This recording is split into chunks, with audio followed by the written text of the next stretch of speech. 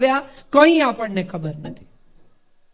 સંજયભાઈએ કહ્યું મા બાપથી ઉત્તમ કોઈ મિત્રો નથી. હા, આ વાત સાચી છે. તમારી મમ્મી તમે બહાર નીકળતા હો ને પૂછે ને ક્યાં જાય, શું કામ પૂછપૂછ કરે, તારે શું કામ છે? આખો વખત મારે તને બધું કહીને જવાનું. હા, કહીને જવાનું, કારણ કે તમે ક્યાં જાઓ છો એ તમારા મા બાપને ખબર નહીં હોય તો એ તમને ક્યાં શોધશે. તમારી સાથે કંઈ પણ ઊંચું નીચું થયું, કંઈ પણ આડું અવળું થયું તો તમારા મા બાપ તમારી તપાસ કરી શકે. એ માટે સ્ટેટસ ચેક ઇન કરો કે નહીં, તમારા મા બાપને અપડેટ કરતા રહો. હું નીકળી, હું પહોંચી, હું આવી, હું નીકળ્યો, હું આવ્યો, હું ટ્યુશનમાં છું. મોટા ભાગના બાળકો ખૂબ જુઠ્ઠું બોલે છે. ટ્યુશનમાં જવાનું કહીને ટ્યુશનમાં જાય નહીં, મિત્રો સાથે રખડ્યા કરે. મજા છે, મેં પણ કર્યું છે. આ ઉંમર હોય જ અને એ ઉંમરે મજા કરવી જ જોઈએ, એની પણ હું ના નથી જ પાડતી. પણ મારી વાત થોડી ગંભીર છે અને મારે આ તમારા સુધી પહોંચાડવી છે. આપણને ખબર જ નથી કે આપણે ખોટું બોલીને ઘરેથી નીકળ્યા છીએ, પણ આપણને ખ્યાલ જ નથી કે આપણને કોણ ફોલો કરી રહ્યું છે. આપણે મા બાપને તો એમ કહ્યું છે કે હું ટ્યુશનમાં જાઉં છું. મા બાપનો છેલ્લો સોર્સ આપણા ટ્યુશનનો છે. એ ત્યાં આવીને ઊભા રહેશે, ત્યાં પૂછશે, પછી એને ખબર નથી તમે ક્યાં ગયા છો. મોબાઈલમાં એક ટ્રેકર છે જે તમારું લોકેશન અપડેટ કર્યા કરે છે. ફોન મિરર થઈ શકે છે. તમારા બેંક અકાઉન્ટના નંબર, તમારા પાસવર્ડ્સ. હમણાં એક ફિલ્મ આવી છે મરાઠીમાં, TCGN, take care good night.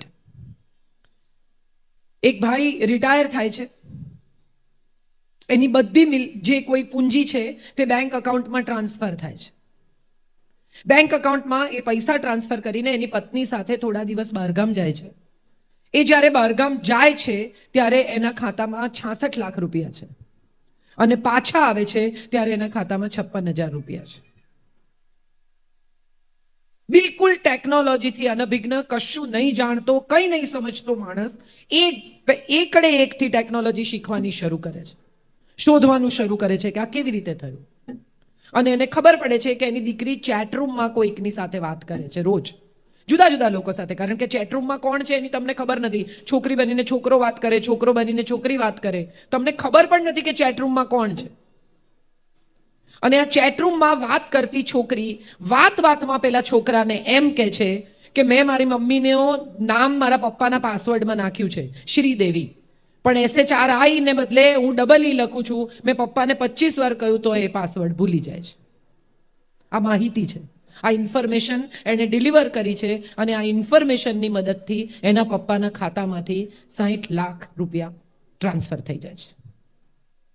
આપણને ખબર પણ નથી કે આપણે કોને ઇન્ફોર્મેશન આપી રહ્યા છીએ, અજાણતા જ. ફોટા, બહુ જ સરસ વાત કરી સંજયભાઈ. મારી વાત ત્યાંથી જ શરૂ થાય છે. કેટલી બધી દીકરીઓ પોતાના ફોટા અપલોડ કરે છે, વોટ્સએપના ડીપી મૂકે છે, ફેસબુક સ્ટેટસ અપડેટ કરે છે. હમણાં થોડાક જ દિવસ પહેલા મારી ઓફિસમાં એક પરિવાર આવ્યો હતો. એની દીકરીના એન્ગેજમેન્ટ કર્યા, અરેન્જ મેરેજ, મા બાપે નક્કી કરેલા લગ્ન. દીકરીને દિવાળીમાં એને ઘરે મોકલી, પહેલી વાર સાસરે એન્ગેજમેન્ટ થયા પછી. દીકરી ત્યાં 2 દિવસ રહી, પાછી આવી અને પછી થોડાક જ દિવસમાં દીકરી એટલી બધી ડરેલી રહે, માને કહે નહીં ક્યાં જાય છે, જ્યાં કહીને ગઈ હોય ત્યાં મળે નહીં. માને એમ કે કોઈ બોયફ્રેન્ડ છે. મારે મમ્મીઓને પણ કહેવું છે કે તમારા સંતાનને એટલું બધું ડરાવો નહીં કે તમારી સાથે વાત કરતા પણ ડરે, તમને સત્ય કહેતા પણ અચકાય. એને તમારો એટલો ભય ન લાગવો જોઈએ. કે મા બાપ ઉત્તમ મિત્રો છે, સંજયભાઈએ કહ્યું, પણ સત્ય એ છે કે મા બાપ પોતે જ મિત્ર બનવા તૈયાર નથી. મા બાપને લાગે છે કે કડપ બતાવવો જોઈએ, દબાણમાં રાખવા જોઈએ, કંટ્રોલમાં રાખવા જોઈએ. દીકરી માને કે નહીં શું થયું, કોઈને ઘરમાં કે નહીં શું થયું.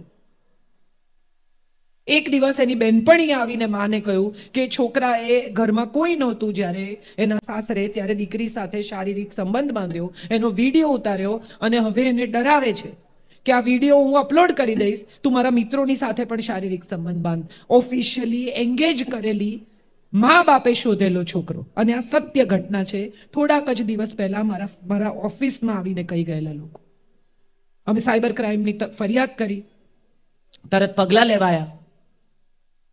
મારે બધી દીકરીઓને કહેવું છે કે ફરિયાદ કરતા ડરતા નહીં. આજે જ ફિલ્મ રિલીઝ થઈ છે છપાક. સંજયભાઈએ એસિડ એટેકની વાત કરી, મારી નહીં તો કોઈની નહીં. વાત સાચી છે, પણ એસિડ એટેકથી, રેપથી, મોલેસ્ટેશનથી ડરીને ક્યાં સુધી રહેવાનું?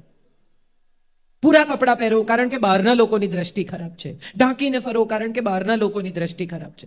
અહીં બેઠેલા બધા જ લોકોને મારે પૂછવું છે કે સ્વિમિંગ પુલમાં છોકરાઓ નાતા હોય છે, હા કે ના? હા કે ના? એમાં કેટલા બધા છોકરાઓના શરીર સરસ હોય છે, ગ્રીક ગોડ જેવા હોય છે, પાતળી કમર, પોળા ખભા અને ખુલ્લા હોય છે, ખાલી સ્વિમસૂટ પહેર્યો હોય છે, હા કે ના? જવાબ આપો. સાંભળો છો કે નથી સાંભળતા? તો કેમ સોંપો પડી ગયો છે? આટલા બધા છોકરાઓ નાતા હોય છે, તમે જોઈ કોઈ 4 છોકરીઓ ભેગી થઈને ખુલ્લા છોકરાને ઉપાડી ગઈ હોય? હા કે ના? કેમ?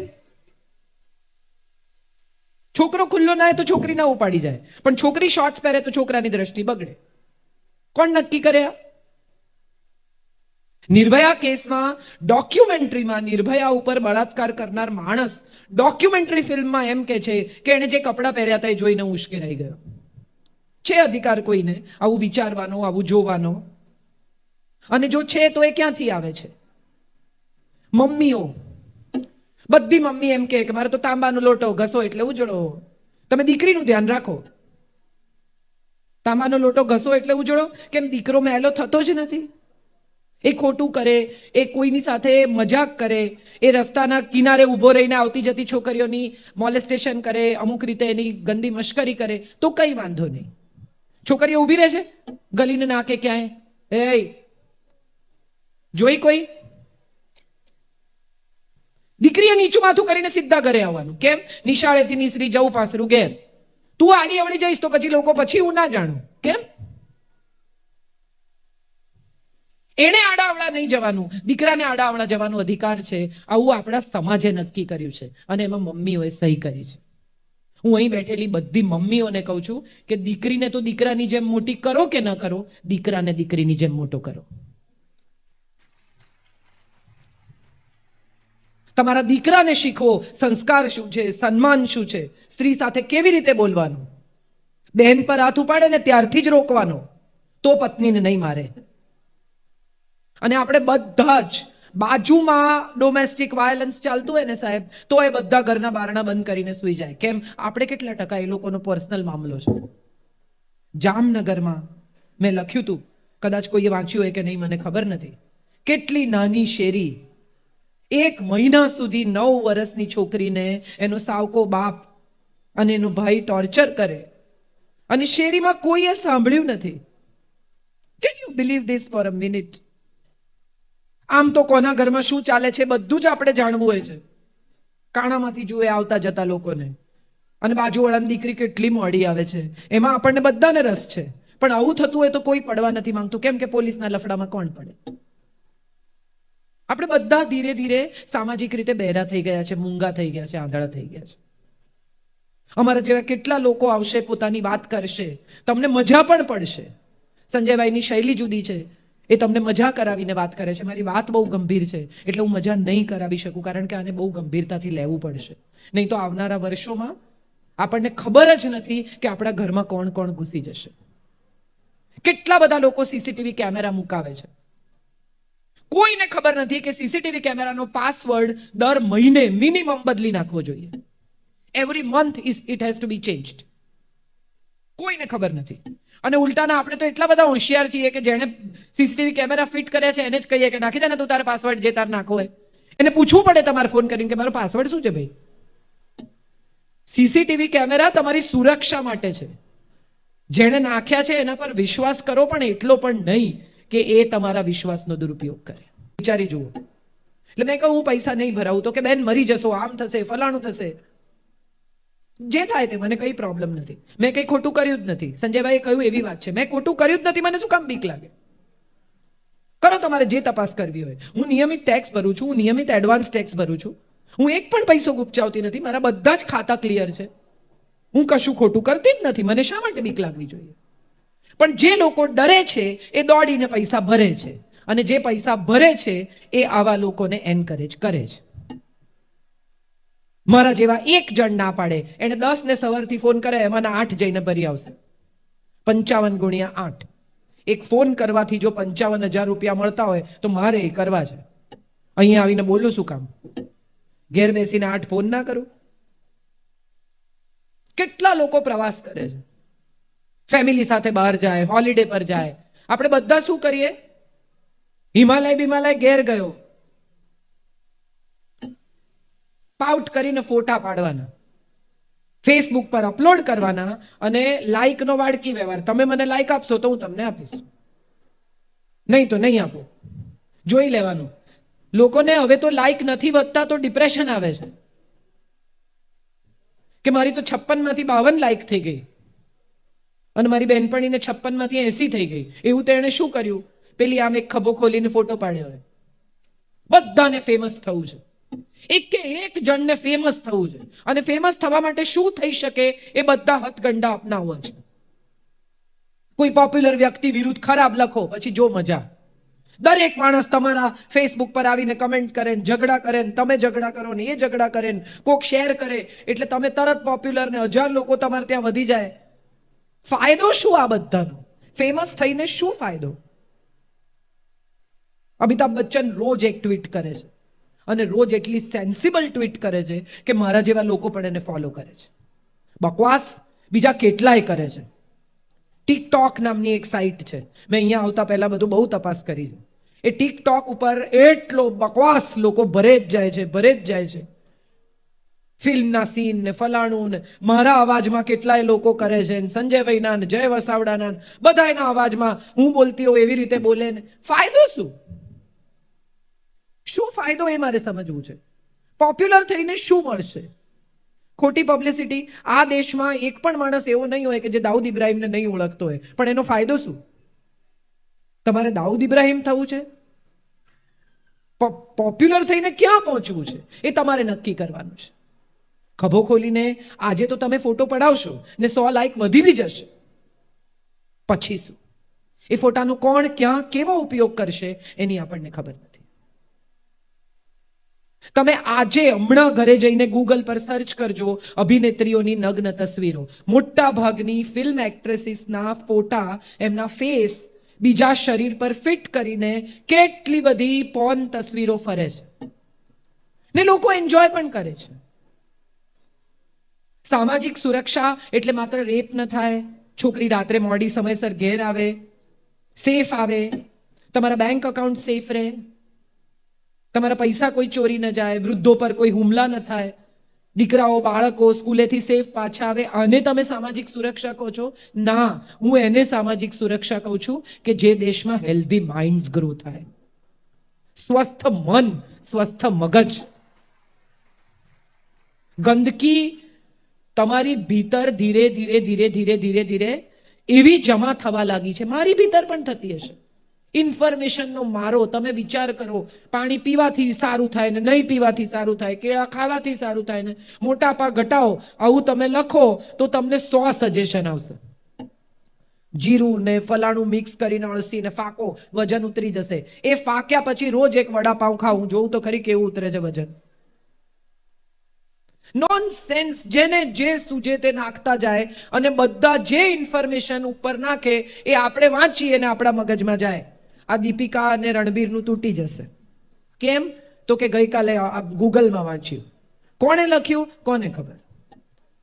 આટલા વર્ષો સુધી ઐશ્વર્યા રાય ને અભિષેકને બને છે કે નહીં એ વિશે પ્રશ્નો દરેક જગ્યાએ ચર્ચાય. 2 સ્ત્રીઓ ભેગી થાય એટલે કે આ રેખાએ ડાન્સ કર્યો આઈફા એવોર્ડમાં, પણ બચ્ચન સાહેબ જોવા ના આવ્યા. કેમ? કે પહેલા વાત થઈ જ ગઈ હોય ને કે તમે ના આવતા, નહીં તો કેમેરા તમારા ઉપર રહેશે, મારા પર નહીં રહે. સાહેબ, 63 વર્ષની સ્ત્રી 13.5 મિનિટ નાચી શકે છે, વાતને સલામ છે. બચ્ચન આવે ના આવે કઈ ફરક નથી પડતો. આખી જુવાન જનરેશન, બધા જ 4 5 યુવાન જનરેશનના છોકરાઓ બેસીને જોતા હતા ને જેવો એનો ડાન્સ પત્યો એ બધા ઉપર આવીને એને પગે લાગ્યા 63 વર્ષની બાઈને. સલામ છે વાતને, હું એને ગ્રેસ કહું છું. એ કોની સાથે રહે છે, એને કોની સાથે ફાવે છે, એને કોની સાથે નથી ફાવતું, એના વરે સુસાઇડ કર્યું. આમાં શું કામ પડીએ છીએ આપણે? કોને કોની સાથે ફાવે છે, કોના કોની સાથે અફેર છે. કેટલી બધી પત્નીઓને પતિના ફોનનો કોડ ખોલવો હોય છે, હા કે ના? બર્થડે નાખે ને, એનિવર્સરીની ડેટ નાખે ને, 00 નાખે ને, 1 2 3 4 નાખે ને, બધા કોમ્બિનેશન નાખી જોઈએ. ખોલીને એને જાણવું હોય કે અંદર શું છે. લોક જ નહીં કરવાનો. અમારા ઘરમાં નિયમ છે, કોઈએ કોઈનો ફોન જ લોક નહીં કરવાનો. બધાનો ફોન ખોલી શકે અને બધાના ફોનમાંથી ફોન પણ કરી શકે. મારો એ બંધ ન હોય. અત્યારે ત્યાં નીચે પડ્યો છે, ખોલી શકાય. એવું હોય શું તમારા ફોનમાં કે તમારું સંતાન ન જોઈ શકે? એવું હોય શું તમારા ફોનમાં કે તમારા મા બાપ ન જોઈ શકે? કેમ ન જોઈ શકે? ફેસબુક પર ફ્રેન્ડ રિક્વેસ્ટ મોકલો તમારા સંતાનને, હું જોઉં કેવું એક્સેપ્ટ કરે છે. મોટા ભાગના મા બાપ ફ્રેન્ડ રિક્વેસ્ટ મોકલે, છોકરાઓ ફેસબુક પર એક્સેપ્ટ જ ના કરે. કેમ કે મારા ફેસબુકમાં ઘૂસે તો જાણે હું શું કરું છું. મારો દીકરો બધું મારા ફેસબુક પર શેર કરે છે મારી સાથે. તમે જોઈ શકો છો, મારા પ્રોફાઇલ પર જોઈ લેજો. તથાગત બધું જ શેર કરે છે, જે લખે બધું. હમણાં થોડા 4 મહિના 5 મહિના પહેલાની વાત છે, મેં મારો એક ઓપિનિયન લખ્યો મારા ફેસબુક ઉપર. આ મારો અભિપ્રાય છે, પ્યોર. હું શું માનું છું એ લખવાનો મને મારા પેજ પર અધિકાર છે. મેં લખ્યું અને એક ભાઈએ મારા વિશે ગંદામાં ગંદુ, જેટલું ગંદુ લખી શકાય એટલું ગંદુ લખ્યું. મજા શું છે ખબર છે? એમણે લખ્યું એનું મને દુઃખ નથી. મને દુઃખ એ વાતનું છે કે બહુ જ બધા મારા મિત્ર જેને હું માનતી હતી, એ લોકોએ એ લિંક મને મારા વોટ્સએપ પર મોકલી કે આ વાંચ્યું. મજા એ છે, આપણને બહુ મજા આવે છે જ્યારે બીજા કોઈનું કશું ખરાબ થાય ને ત્યારે. હું એવું માનું છું કે સામાજિક સુરક્ષા એટલે એકબીજાનું ભલું કરવાની ભાવના. કોઈનું સારું થવું જોઈએ તો સુરક્ષા થાય. સુરક્ષા માત્ર પોલીસની જવાબદારી નથી, માત્ર સરકારની જવાબદારી નથી. સરકાર કંઈ કરતી નથી. સરકાર તો આવશે ને જશે, આપણે રહેવાના છીએ. તરત જ બીજી સરકાર આવશે, કોની પાછળ ફરશો? પોલીસની ટ્રાન્સફર થઈ જશે, કોની પાછળ ફરશો? એક દીકરો પસાર થતો હોય અને એક દીકરીની કોઈ મજાક કરે તો એ દીકરો ઊભો રહીને એમ કેમ ન કહે કે આની સાથે આવું ન બોલાય તારાથી, ચાલ તારા મા બાપ પાસે લઈ જાઓ. ઉલટાનો એ દીકરો ત્યાંથી પસાર થાય તો હસતો હસતો પસાર થાય કે આને જોરદાર બોલ્યો હોય યાર.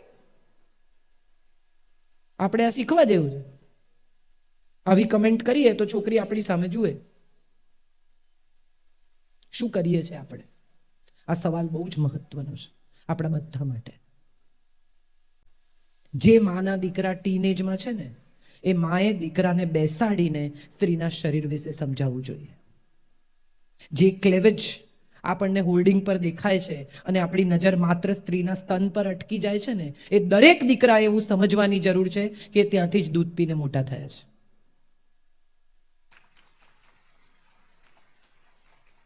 હમણાં જ એક ફિલ્મ છે નેટફ્લિક્સ પર, ન્યૂડ કરીને. જે લોકો પાસે નેટફ્લિક્સ હોય એ જરૂર જુએ, આવું મારું સજેશન છે. એક સ્ત્રી ન્યૂડ મોડલિંગ કરે છે આર્ટ સ્કૂલ માટે. એના ન્યૂડ પેઇન્ટિંગ્સનું એક્ઝિબિશન છે. એનો પોતાનો દીકરો એના પેઇન્ટિંગની સામે ઊભો રહીને એક્સાઇટ થાય છે. જેવી એની નજર ઉપર જાય છે માના ચહેરા પર, એવો એ પેઇન્ટર સાથે જઈને ઝઘડવા લાગે છે.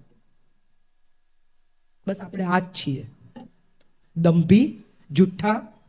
મારી બેન, મારી પત્ની, મારી દીકરી સેફ હોવી જોઈએ, બાકી બધાનું જે થવું હોય તે થાય, ચૂલામાં જાય. સંજયભાઈ કહ્યું 4 દીકરીના પિતા છે. આઈ એમ શ્યોર એમને ખબર હશે કેટલું ગંભીર છે આ. દીકરી બહાર નીકળે અને પાછી આવે ને ત્યાં સુધી એક બાપની ઊંઘ ઉડી જાય એવા દેશમાં આપણે જીવી રહ્યા છીએ ને એ વધુ ને વધુ ગંભીર થતું જાય છે. કેમ થાય છે? 9 વર્ષની દીકરીએ, 5 વર્ષની દીકરીએ કયા એવા કપડાં પહેર્યા છે જેનાથી પુરુષ એક્સાઇટ થાય? મને સમજાવો જરા. બહુ ગંભીર વાત છે મારી, અને મારે આને જરાક પણ મજાકમાં આજે ડાયલ્યુટ નથી થવા દેવી.